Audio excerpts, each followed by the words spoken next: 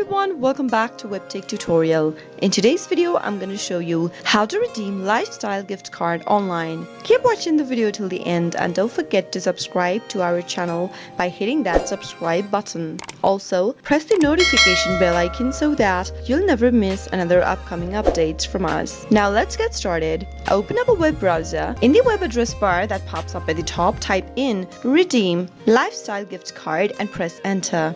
Go and click this first link that says lifestyle gift card and this will take you to this page. From this page, scroll down and right under already have a gift card, click on check your balance link. Go ahead and enter your gift card number available at the back of your gift card as shown in the picture right here and enter the PIN code number on the next. Click on I'm not a robot and click on the check balance button. Soon after you do that, you'll be able to check your balance for your available gift card for lifestyle. Now, while making a purchase online with lifestylestores.com, you can redeem your gift card and use it as a payment method.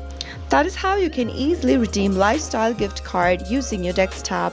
I hope the tutorial was helpful to you. If it was, go ahead and give us a thumbs up. I'll soon be back with more tutorial videos like this. Thank you for watching.